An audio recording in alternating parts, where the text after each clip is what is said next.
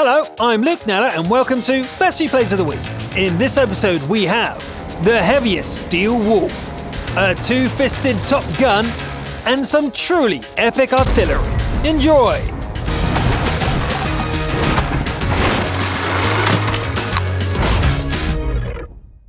When choosing your tank for a steel-walled game, the mouse seems like an obvious choice. In practice, the 200-ton monster isn't nearly as tough as it looks on paper. Let's see how Alice SMD from the Asian server manages. The mouse rolls east at a stately 20 km/h, parks at an angle and blocks the enemy's way. 5 high-tier opponents start pounding on its armor, but Alice is not impressed. Enemies form a 90-degree arc, so angling the huge turret is very important here. Alice picks off an E4 with a well-timed shot and deals damage to others without taking any in return. The M103 charges into close combat. It's no use. Even at point-blank range, it can't get through the thick hide of the mouse. A mistimed shot gives the IS-7 a chance to put a hole in the steel wall's turret. The foe comes out again, hoping to repeat its trick, but Alice is ready to punch out its lights. It's time to press ahead. Artillery hammers the IS-4, but the mouse's gun fails against its lower glacis. An allied IS-7 puts the opponent out of his misery, and the push can continue. Incline slows the tank to a crawl, and now that the hull isn't perfectly angled anymore, every tank seems to penetrate. Luckily, the mouse has an enormous health pool as well. An artillery strike takes out the 103, and it looks like the defenders are starting to run out of warm bodies. Alice pushes towards the enemy flag, dishes out a couple of good hits, and ends the match by finishing off the last opponent. Good game. Wow, look at those numbers! 17,000 damage bounced in a game where most opponents were tier 10. Add in the 11,000 damage plus spotting, and I have to say, this was a pretty spectacular steel wall. Let's continue with some Top Gun mayhem from the EU servers. The IS-3 is of course the classic brawler of World of Tanks, and oh wow, it's German Blackout, who knows how to throw a punch. The battleground is Lakeville, and our top tier heavy heads into town, looking for a fight. A promising one with a rival IS-3 ends before it has time to properly get going, so German Blackout goes looking for some sparring partners. Tracking an 87 renders it helpless, and a follow-up shot puts it down for good. An IS-3 is found bullying a low-tier ally. A good kicking should teach it some manners. Suddenly, a sneaky opponent blows off the track. German Blackout hunts it down and follows up by taking on all the other machines in the area.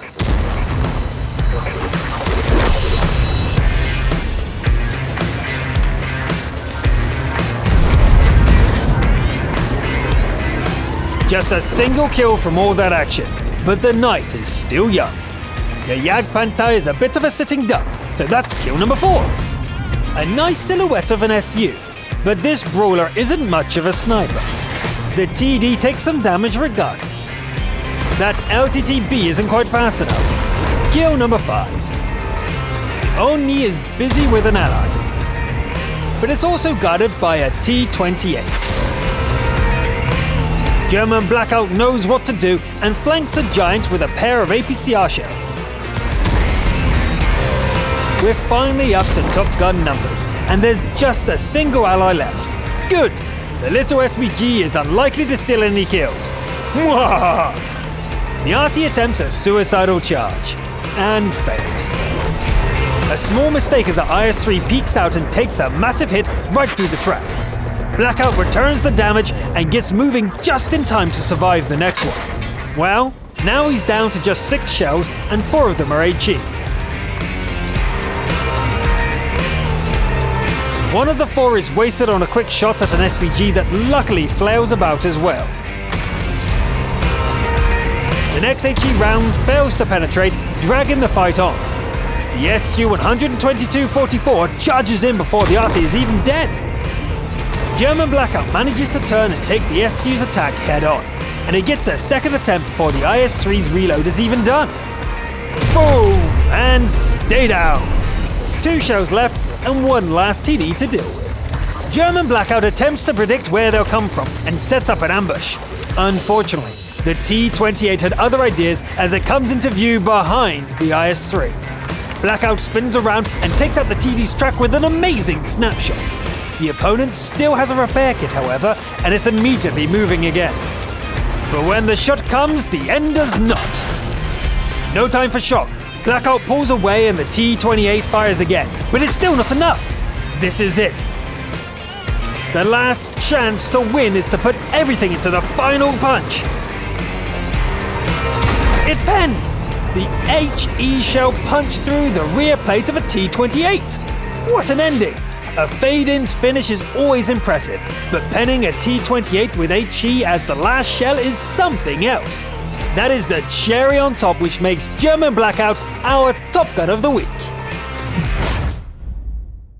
The Scout of the Week is Jutankas from the American region, and they drive their Tier 7 Soviet light tank LTT-B on Malinovka. As an incredibly agile tank with relatively good armor, the LTT-B can be played in several ways. Jutankas starts by sprinting up the hillside like a mountain goat, and lighting up the advancing enemy force. Artillery is a danger, so our scout can't afford to stay still. Things start getting a bit heated, so Jutankas climbs back down to get some cover. The battle on the hill is no place for a light tank, so Jutankas opens up the throttle and heads west. There's a T-32 somewhere across the field. Ah, here it is! Coming for the RT. The scout lights them up, attempts a tracking shot, then runs away before the heavy can retaliate. It takes a while, but Allied fire wears it down. The team is 4 points behind, and it's time to kick it up a notch. Jutankas sends the Moots to the garage and goes looking for more victims. Gigas spotted. RT, you may fire at will. Hey, Prototype, do you think that turret will make any difference? No, I didn't think so either. The Korean pattern goes for the SPGs. Jutankas tries to save them, but they are both dead by the time the attacker finally goes down. There's somebody in the capture circle. It turns out to be an Oni making itself an easy target. That leaves 3 more to deal with, and the last ally dies moments later. The 2-minute warning sounds as the M12 comes into view. It takes some killing at this range, but there's still plenty of ammo. The Type is down to a single hit point. Jutankas swaps back to high explosives, receives a hit, and charges forward. Evasive driving was a good call, as the last RT fires from ambush. A double tap with HE blows it up, while the Type misses its second shot. One last explosive shell for one last enemy hit point. The Type is ready, and it lands its shot. But it doesn't really matter. It's over. Well played, Jutankas. That was a proper carry scout. 4,000 assistance, 3,500 direct damage, and fighting to win from start to finish. Good work. This week's defender is Master Scorp from the EU region, driving a legendary Type 59 on Sacred Valley. Master Scorp starts the game in the east, skirmishing around buildings and claiming a couple of personal kills.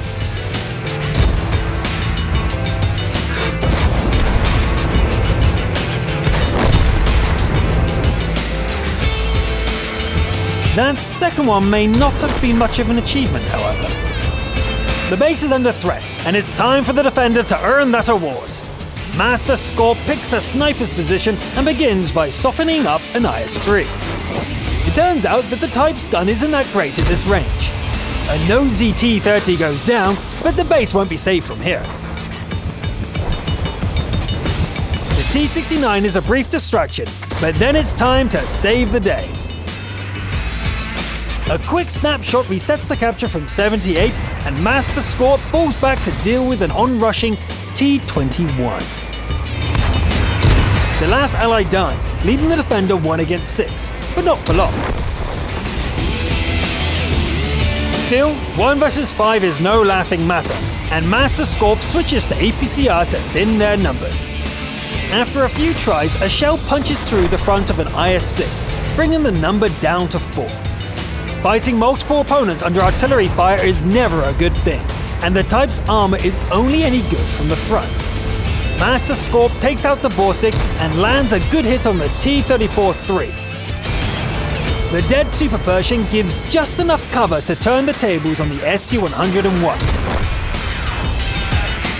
Amazingly, the Chinese rival shot gets absorbed by the trap, and even the artillery strike misses. Nice, just 1 more shot and this is done. Except the last APCR round ricochets off into the sky. Oops. The last HE shell will have to be enough. Master Scorp bounces the incoming shot, gets on its flank, and leaves it with 45 hit points. Now what? With no ammunition remaining, the type backs off, bounces another shell, and pretends to try the flanking attack again. The only way to win this fight is by ramming, and amazingly, it seems to be working. First once, and then a second time. Nicely done, and it looks like the arty wasn't ready to fire either. Master Scorp goes hunting, and spots the M40 M43 on the move. The first ram is more of a gentle nudge, and the defender keeps going around the cliff to give it another go. The SPG doesn't want to play this game, however, and tries to run, but it isn't fast enough. Another collision breaks the track on both machines, and then it's just a matter of keeping the SPG tracked and nudging it to death. Nice! Maybe the reputation for the Chinese to all know Kung Fu is well founded after all. Saving the base and getting 2 kills without any ammo is quite a trick. To wrap up this episode, we have 2 players from the EU region, fighting as brothers-in-arms. The battle is Tier 7, and the map is Sand River. We have Mr. Cringerpants in an AMX EOC Biz, and 20 Zol Rider in an FV304. Cringerpants heads out as a spotter, and Zol Rider gets ready to do some serious bombardment. The targets come rolling in, and it's boom time. The FV starts raining down shells, and the EOC dashes around madly, keeping the enemy spotted and making itself an impossible target. The FV304 doesn't hit very hard, but the barrage from Zol Rider does not let up. The damage mounts up, and the kill count keeps rising.